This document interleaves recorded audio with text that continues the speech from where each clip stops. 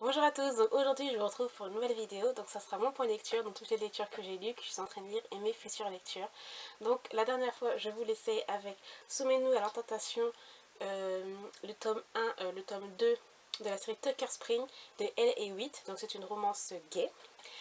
Donc j'ai mis comme note un 3 sur 5. J'ai aimé sans plus, j'ai trouvé que la romance en fait allait un peu trop vite, j'attendais un petit peu de résistance de la part des deux personnages, mais voilà, ils ont succombé pour moi trop vite. Par contre, j'étais un petit peu surprise par rapport au personnage, donc le prêtre. En fait, donc c'est une histoire entre un tatoueur et un prêtre. Et en fait, enfin le pasteur plutôt. Et en fait, je m'attendais pas à son comportement. En fait, il a un comportement assez libéré, le pasteur. Et donc voilà, ça m'a un peu surprise et ça m'a aussi un peu amusée. Il y a le sujet de la religion par rapport, ben voilà, la religion et l'homosexualité, ce qui ne va, voilà, qui ne va pas du tout ensemble, etc. L'ouverture d'esprit, la famille, etc. Et voilà, donc c'était bien sans plus. Je m'attendais quand même à beaucoup plus. J'ai trouvé très très moyen quand même. Ensuite, j'ai lu le manga Is the Beast, le tome 7. Donc je lui ai mis un 3,5 sur 5 ou un 4 je crois. Bon, la série elle commence un petit peu à me décevoir là. Parce que franchement les 4 premiers tomes, 4-5 premiers tomes, j'adorais. Et là, je trouve que ça baisse un petit peu. Quoique la fin, ça a remonté quand même parce que ça m'a vraiment donné envie de lire la suite.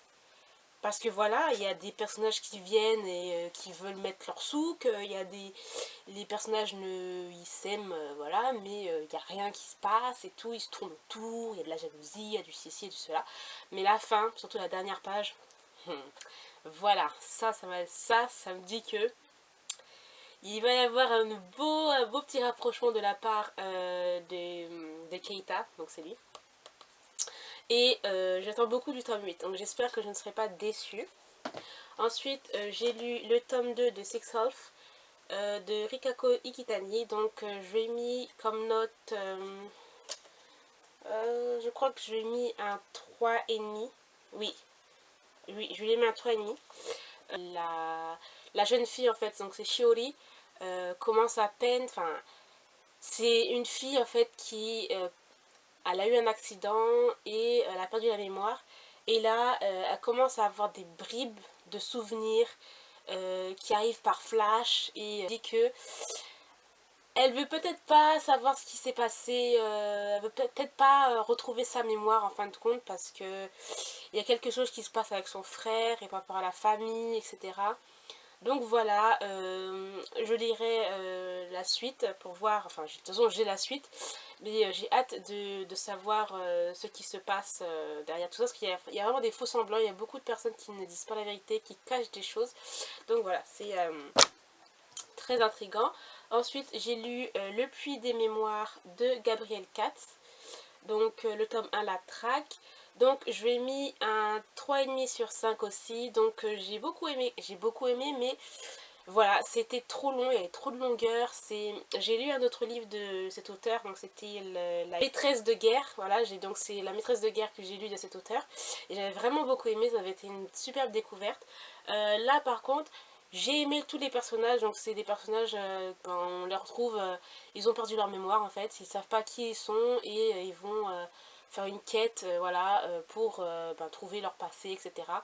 Et il y a des personnages qui sont vraiment il y a vraiment je trouvais qu'il y avait beaucoup d'humour, mais voilà, il y a trop de lenteur, c'est trop long et au bout d'un moment on s'ennuie en fait. Donc voilà, je me lirai la suite parce que la fin m'a vraiment donné envie de lire la suite. Ensuite, j'ai lu Plus question de fuir, le tome 1 de Kazumi Kazui. Donc j'ai adoré. Franchement, c'est une surprise. Donc c'est 4 sur 5. Donc au début, quand j'ai commencé à lire ce manga, j'ai vu les dessins et je me suis dit no way. Parce qu'en fait, on a l'impression que le dessin est fait pas mal fait, mais voilà, il y a des... C'est un peu comme ça, des fois il manque des parties de visage, enfin bref, c'est la plume de l'auteur, voilà, c'est la plume de l'auteur. C'est la façon dont il dessine l'auteur, mais pour moi au début, ça c'était vraiment trop bizarre, voilà. Et j'ai été surprise que j'ai vraiment aimé, donc ça doit être un josei. C'est un josei, donc c'est pour ça aussi que j'ai beaucoup aimé, donc c'est un peu plus adulte, c'est un shoujo un peu plus adulte. Et j'ai complètement adoré, donc j'ai hâte de lire la suite, vraiment une très bonne surprise. Ensuite j'ai lu le tome 9 de Wolf Girl and Black Prince de Ayuko Hata, excusez-moi, Ayuko Hata. Donc que j'ai adoré, donc j'ai mis un 4 sur 5. Là par contre, quand même, comment il s'appelle, Sata, donc c'est lui, et franchement, mais c'est vraiment, mais j'ai pas envie de dire le mot parce que ça sera peut-être un petit peu trop vulgaire, mais il est vraiment... c'est horrible quand même. Tu te dis, le gars, t'as un copain comme ça, tu te dis, c'est pas possible. Donc là, en fait, c'est Erika qui essaie, enfin, elle a pris un peu beaucoup de poids, voilà, elle est un petit peu devenue choubi-choubi, et elle va essayer, enfin, elle va décider de faire un régime, de prendre mieux soin d'elle et tout. Et Sata qui est là, un vrai démon qui, au lieu de... Enfin, il l'encourage, mais d'une façon pas très élégante en fait. Euh, et donc voilà, il y a des situations très très marrantes, donc j'ai vraiment adoré, j'ai vraiment passé un très beau moment. Ensuite, j'ai lu Arrêtez-moi là 2, j'ai adoré, donc un 4 sur 5 pour ce livre. Donc en fait, c'est tiré d'une histoire vraie. Donc en gros l'histoire, donc c'est un chauffeur de taxi en fait qui va se trouver accusé d'avoir enlevé un enfant, etc. Et c'est vraiment, mais tu te dis c'est tellement horrible. Le gars en fait il a rien fait, mais il a tout fait. En fait il a rien, c'est pas du tout lui qui a fait quelque chose, mais il a touché des vitres, des fenêtres, il a touché etc. Plein de trucs qui font que ça fait qu'on le pointe lui du doigt en fait, et en fait, toutes les preuves, et tout ça c'est de façon maladroite, et ça c'est horrible, et en même temps tu te dis c'est assez marrant parce qu'en fait la plume de l'auteur, euh, donc Ian Levinson, donc il utilise l'humour en fait pour dénoncer le système judiciaire en fait des États-Unis, et c'est vraiment très très poignant, c'est dur, et en même temps vu qu'il utilise l'humour, il y a des moments où voilà, tu souris, mais en même temps tu dis c'est horrible parce que voilà, c'est le pauvre gars, le pauvre chauffeur de taxi, ben, il est victime de tout ce système judiciaire. Et voilà, donc franchement j'ai adoré, c'est vraiment un très très très beau livre, je m'attendais pas à ça, à autant aimer, et voilà. Donc à lire, c'est vraiment une découverte. Ensuite, j'ai lu The Sleeping Princess de Yuna Sasaki, donc j'ai mis un 3 sur 5. Les dessins, j'ai pas trop aimé en fait, parce que je pensais qu'ils étaient très jolis. Voilà. Donc en gros, c'est l'histoire, en fait, elle va être... c'est une jeune fille qui va être cryogénisée. Je sais pas si je le dis bien, mais voilà, en fait, elle va devoir dormir pendant plusieurs années, je pense, ou plusieurs années. Donc c'est une expérience en fait qu'ils vont faire sur elle, etc. Donc c'était bien sans plus en fait. Donc je crois qu'en plus il se termine en 2 tomes. Donc je lirai la suite pour voir ce qui se passe. Mais c'est pas non plus exceptionnel. Ensuite j'ai lu Scandalize Me de Caitlin Crew, donc le tome 2 de la série 5e Avenue. Donc j'ai adoré encore une fois, donc c'est un 4 sur 5. Franchement, j'ai complètement adoré. C'est vraiment une très très bonne romance avec... Il n'y a pas beaucoup de scènes de sexe en fait dans ce truc, parce qu'on pourrait dire voilà c'est une romance, il va y avoir à toutes les pages ou à tous les chapitres, et alors que non du tout, en fait il y a une sorte de tension en fait entre les deux personnages qui c'est vraiment très très bien. Ensuite il y a vraiment beaucoup d'humour, et ce que je m'attendais pas en fait de la part de... En fait je l'adore. En fait il est un peu du genre du style le gars un peu nonchalant, etc. Mais en fait, quand il le fait, il n'est pas comme ça. Il est très intelligent, vif, et c'est très bien ce qu'il fait. Et il va y avoir...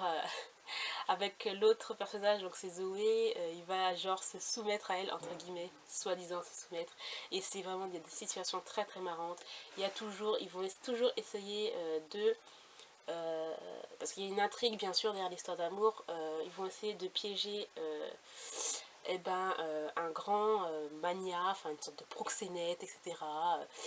Et voilà, donc c'est vraiment très très bien. Je dirais le troisième tome, je l'ai de toute façon, donc voilà, j'ai hâte de lire le troisième tome. Et voilà. Donc ensuite, j'ai lu Au-delà des étoiles de Bess Revis, donc j'ai adoré. Un 4 sur 5. En fait, au début de ma lecture, quand je l'ai lu, ça m'a fait penser à Phobos.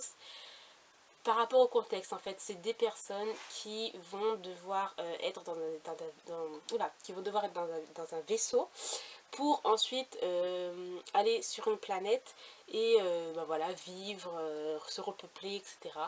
Donc ça me fait penser un petit peu à Phobos au début et après ça a bien sûr changé. Il y a une intrigue pour savoir parce qu'en fait il y a quelqu'un qui tue des personnes et il y a une intrigue franchement super intéressante et j'ai adoré les deux personnages, enfin j'ai complètement tout aimé dans ce livre. En gros, c'est l'histoire de Amy, donc qui va devoir, avec ses parents, on va les congeler en fait, ouais je dis les congeler, pour qu'ils puissent ils vont se réveiller 300 ans après et qui doivent, par rapport à leurs compétences, etc., peupler une autre planète, etc. Mais ça va pas se passer comme ça en fait. Et voilà, c'est vraiment très très bien. Les deux personnages que j'ai complètement adoré les deux personnages, il y a une évolution et tout. Donc voilà, et puis la fin m'a donné trop envie de lire le deuxième tome. Ensuite, j'ai lu Un cadeau empoisonné de Julie Gardwood, donc que j'ai bien aimé, donc j'ai mis un 3 sur 5. J'ai bien aimé Julie Gardwood, j'aime vraiment beaucoup ses romans historiques. Par contre, j'ai trouvé que c'était un peu lourd au niveau humour, parce que il y a dans les livres de Julie Gardwood, il y a toujours un personnage un peu très humoristique, et là j'ai trouvé que c'était un petit peu lourd niveau humour, mais voilà, sinon c'était très bien. Il y a par contre le personnage féminin, donc elle est naïve, maladroite, et c'est assez marrant aussi, mais tu te dis, il y a la naïveté, il y a la naïveté et la naïveté, hein, faut pas exagérer non plus. Enfin bon, c'était vraiment j'ai passé un bon moment, mais voilà, sans plus en fait. Ensuite, j'ai lu les 3 premiers tomes de Désir Max de Ayane Yukio. Donc j'ai adoré. Par contre, je viens de comprendre pourquoi. Enfin, quand je l'ai lu ce manga, j'ai compris pourquoi c'était pour public averti. Parce qu'il y a des scènes assez hot. Voilà. Des scènes hot et même des situations où du genre je te donne mon argent, tu me fais ça. Donc voilà, un truc dans le genre. Donc voilà, mais moi j'ai adoré. Franchement, j'ai passé un très bon moment et je lirai la suite aussi. Ensuite, j'ai lu Après l'effort de Madeleine Urban et Abigail Hook. Donc, je lui ai mis un 3 sur 5 pour ce livre. C'est des personnages attachants. J'ai trouvé des personnages très attachants, très mignons. Une très belle. C'est une histoire d'amour très mignonne. Mais en fait, soit plus affirmée, voilà, 2 hommes, et puis voilà. Bref, donc j'ai bien aimé, mais sans plus, c'est vraiment très mignon. Il y a vraiment par contre les scènes, il y a des scènes sexy quand même, et c'est vraiment très sexy quand même par rapport à l'autre, donc qui était Sous mes doigts à la tentation, où il y avait pas c'était des scènes mais vraiment très soft en fait. Là c'est un peu plus hot. Donc voilà, donc une belle histoire, un bon moment, mais sans plus. Et ensuite, j'ai lu le volume double de Rockin' Heaven de Mayu Sakai. Donc en fait, quand je l'ai lu, je me suis rendu compte que j'avais déjà lu ce manga. Ça doit faire des années que j'ai lu ce manga. Et je me suis dit, ouais, ça devait être à l'époque de quand j'étais en 6e, 5e, enfin l'époque du collège. Et j'avais adoré. C'était à l'époque du collège. Là, je le relis maintenant et je me suis dit, ouais, c'est pas pour moi. Enfin, non. C'est trop shoujo, high school. c'est pour plus le collège, hein, voilà, j'ai envie de dire. Donc voilà, donc maintenant ce que je suis en train de lire, donc c'est L'instinct précis où les destins s'entremêlent. Bon, enfin, je n'ai pas commencé à lire, hein. Je n'ai pas commencé, mais c'est ce que je vais lire là bientôt. Donc L'instinct précis où les destins s'entremêlent de Angélique Barbera. Donc j'ai vu qu'il y avait vraiment de très bons avis, que c'était un roman très poignant, très touchant, qui dénonçait les violences conjugales, etc. Donc je me les lirai, je vais me faire mon propre avis et je vous dirai ce que j'en pense. Donc je lirai la saison 1 de Long Night, donc c'est de M. Pierce aux éditions Hugo Roman, donc je lirai ça juste après.